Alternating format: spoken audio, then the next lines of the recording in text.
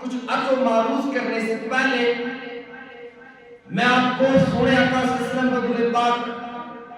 پڑھنے کے متعلق کچھ عشق کا بیداری کے لیے عرض کرتا ہوں۔ جناب حضرت حسن بصری رضی اللہ تعالیٰ، کون؟ جناب حضرت حسن بصری رضی اللہ تعالیٰ کی خدمت میں ایک بوڑھی امیہ، بوڑھی عورت آتی ہے جناب حسن بصری رضی اللہ تعالیٰ کی خدمت، عرض کرتی ہے کہ میری ایک بیٹی تھی جس سے میں بے پناہ محبت کرتی تھی، لیکن اس کا انتقال ہو گیا، وہ مر گئی، وہ اس دنیا میں نہیں رہی۔ حضرت میں چاہتی ہوں کہ میں اس بیٹی کا خواب میں دیدار کروں۔ آپ کچھ ورد و وظائف ہمیں بتائیے تاکہ میں ورد و وظائف کروں جس کی وجہ سے میں خواب میں اپنی بیٹی کا دیدار کر سکوں۔ آپ لوگوں کو اردو سمجھ میں آنے تو کشمیری میں بھی کچھ پسند ہے؟ اردو میں ہی سمجھ آ رہی سب کو؟ سمجھ آئی ہو شاید؟ جناب حسن بصری رضی اللہ تعالیٰ عنہ کی خدمت میں جب وہ امی جان آتی ہے، وہ بوڑھی اماں آتی ہے، عرض کرتی ہے کہ میری بیٹی ہے، میں اسے بہت بے پناہ محبت کرتی ہوں، لیکن مسئلہ یہ ہے وہ مر چکی ہے، اب میں اس کا دیدار کرنا چاہتی ہوں، خواب میں دیکھنا چاہتی ہوں، کچھ ورد و وظائف بتائیے تاکہ میں وہ کروں اور خواب میں مجھے وہ بیٹی دکھے۔ جناب حسن بصری رضی اللہ تعالیٰ عنہ نے اس بوڑھی اماں کو کچھ ورد و وظائف دے دیے۔ وہ بوڑھی اماں جب گھر جاتی ہیں، کچھ افاقے کے بعد وہ ورد و وظائف شروع کرتی ہیں۔ چند مدت کے بعد وہ بوڑھی اماں جب سوتی ہے نا تو خواب میں اپنی بیٹی کو دیکھتی ہے۔ کیا دیکھتی ہے کہ وہ بیٹی آگ کے اوپر جل رہی ہے، جہنم میں آگ میں جل رہی ہوتی ہے، جہنم کے عذاب میں گرفتار ہے۔ اب جب اس بوڑھی اماں نے دیکھا خواب کے اندر کہ میری بیٹی آگ پر جل رہی ہے، جب اس کی آنکھ کھلتی ہے تو اس کی آنکھوں سے آنسو جاری،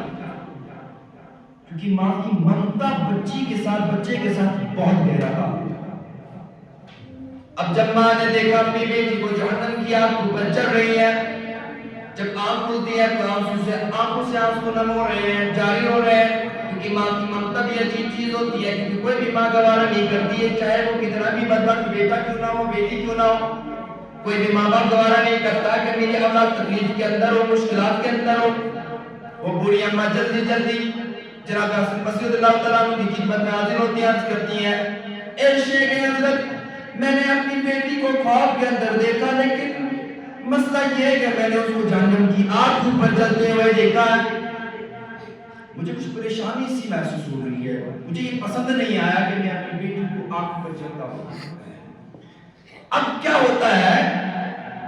وہ عرض کرتی ہے بوڑھی اماں کہ حضرت کچھ بتائیے، کچھ ایسی چیز بتائیے جو میں کروں جس کی وجہ سے میری بیٹی آزاد ہو جائے، جنت میں چلے جائے۔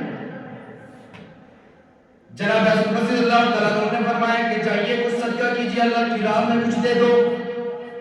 اللہ نے چاہا تو آپ کی بیٹی جہنم سے آزاد ہو کر جنت میں چلی جائے گی۔ اب بوڑھی اماں جاتی ہیں، گھر جاتی ہیں، کچھ صدقہ و خیرات کرتی ہیں، لیکن دوسری رات میں جب حسن بصری رضی اللہ تعالیٰ کی آنکھ لگتی ہے تو یہ بیٹی خواب میں آتی ہے، لیکن جناب حسن بصری دیکھتے ہیں وہ جنت میں ٹہل رہی ہوتی ہے۔ جنت کے اندر وہی بیٹی جو پہلے اس کی ماں نے دیکھی تھی جہنم کی آگ میں جل رہی تھی، دوسرے دن جناب حسن بصری رضی اللہ تعالیٰ نے جب اس کو دیکھا، اسی بیٹی کو وہ جنت کے باغ میں ٹہل رہی ہوتی ہے۔ اب جناب حسن بصری رضی اللہ تعالیٰ نے جب یہ منظر دیکھا تو اس بیٹی سے پوچھا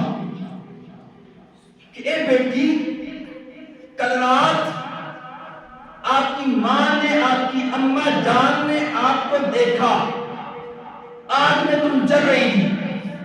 آج میں تمہیں دیکھ رہا ہوں، جنت کے باغ میں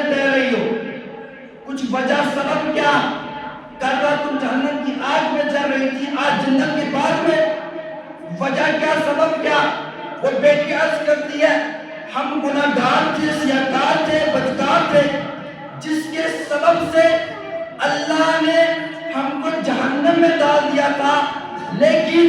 کل رات ایک مسئلہ ہوا، وہ مسئلہ یہ ہوا کہ ایک عاشق رسول کا گزر ہمارے قبرستان سے ہوا، اس عاشق رسول نے پیارے پیارے آقا سونے آقا پر ایک بار درود پڑھا، اس درود کی برکت سے اللہ نے ہمیں جہنم سے آزاد فرما کر جنت میں داخل کر دیا۔ تو ایک مرتبہ آئیے ہم بھی عشق رسول میں درود پڑھ رہے ہیں، اللہم صلی علی سیدنا محمد وعلی آل سیدنا محمد وبارک وسلم علیہ، صلو علیہ صلاۃ و سلام علیہ یا نبی اللہ۔ میں نے جس آیت مقدسہ کا عنوان بنایا ہے، موضوع بنایا ہے، ٹائٹل بنایا ہے، اللہ تبارک و تعالی قرآن کریم کے اندر ارشاد فرماتا ہے هو الاول والآخر والظاہر والباطن وهو بكل شيء عليم وهو بكل شيء قدیر۔ شیخ عبدالحق محدث دہلوی رحمۃ اللہ تعالی علیہ لکھتے ہیں کہ یہ آیت ایک اعتبار سے رب کی صفات بیان کر رہی ہوتی ہے، اور ایک اعتبار سے حضور نبی کریم صلی اللہ علیہ وسلم